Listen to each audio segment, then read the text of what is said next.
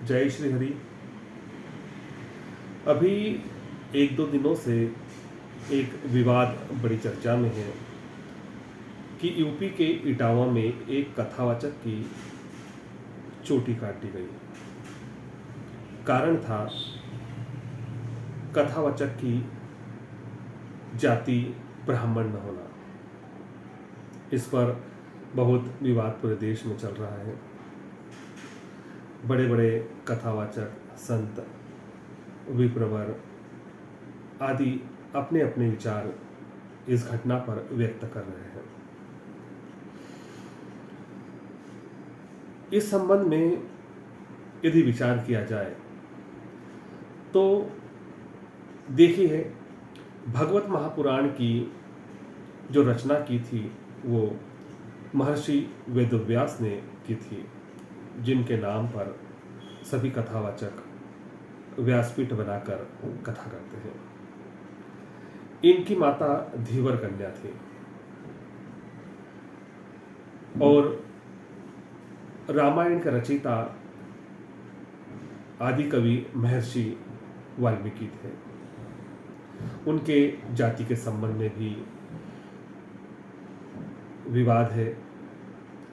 कोई कहता है कि वे ब्राह्मण थे, कोई कहता है कि वे ब्राह्मण नहीं थे। हजारों लाखों वर्ष पुरानी घटनाएं हैं, लेकिन यह बात तो प्रमाणित है कि इन दोनों संतों द्वारा जो ग्रंथ लिखे गए हैं वे समाज का दिशा निर्देशन का कार्य करते हैं, समाज को धर्म से जोड़े रखते हैं, समाज को मर्यादित रखने में इनका अहम योगदान है। कथावाचक की जाति और संत की जाति के संबंध में कहा है कि संत की कोई जाति नहीं होती। जो हरिनाम ले, जो हरिनाम का संकीर्तन करे, जो ईश्वर की ओर जोड़े, वो किस जाति का हो सकता है? वो भगवान का भक्त है, वो भगवान उसके आराध्य है। जात न पूछो साधु की, पूछ दीजिए ज्ञान, मोल करो तलवार का, पड़ी रहन दो ज्ञान। क्या फर्क पड़ता है कि ज्ञान किससे प्राप्त होता है?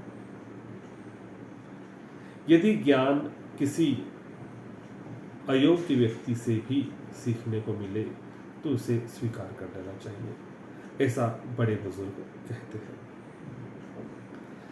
कथावाचक ब्राह्मण हो, बहुत अच्छी बात है।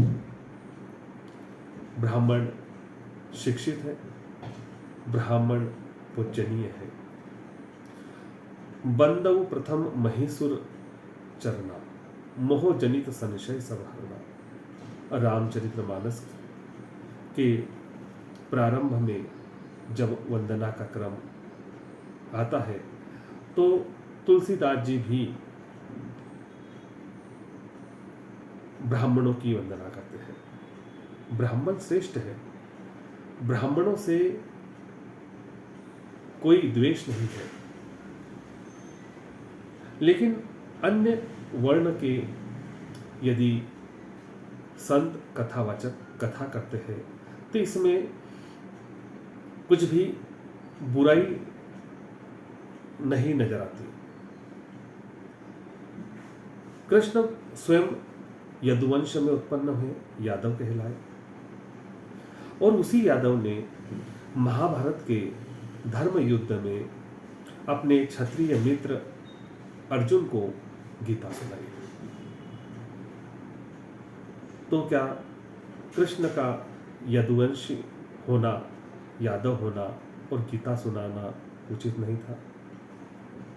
उचित था। वे श्री हरि के अवतार थे, पूर्ण अवतार, और भगवान कभी जाति वर्ण में भेदभाव नहीं करते। हाँ, व्यासपीठ की कुछ मर्यादाएं होती हैं, आचरण संबंधी, सदाचार संबंधी, उसका विशेष ध्यान रखना चाहिए। यदि कोई कथा व्यास उसको खंडित करता है, अपमानित करता है,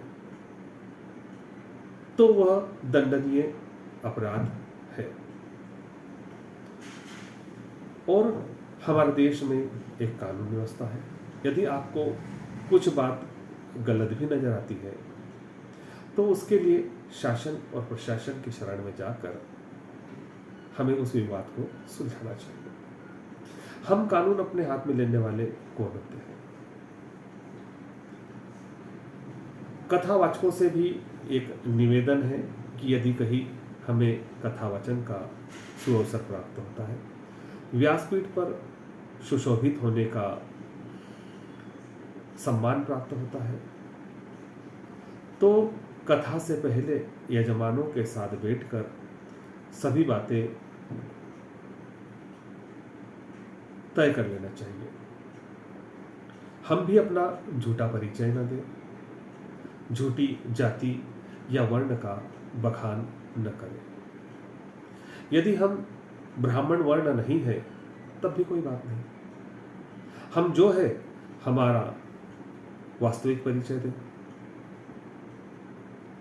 यदि यजमानों को लगता है कि आपसे कथा करवाना है, प्रवचन करवाना है, व्याख्यान करवाना है, तो वो उनका व्यक्तिगत निर्णय हो सकता है और उसका सम्मान करना चाहिए। ऐसे व्यासपीठ पर से उतार कर किसी कथावाचकों का, उपदेशक का इस प्रकार से अपमान करना, उनकी चोटी काटना, मूत्र छिटकना, ये गलत है, यह निंदनीय है, घोर अपराध है। मैं इसकी कड़े शब्दों में निंदा करता हूँ। जय श्री हरि।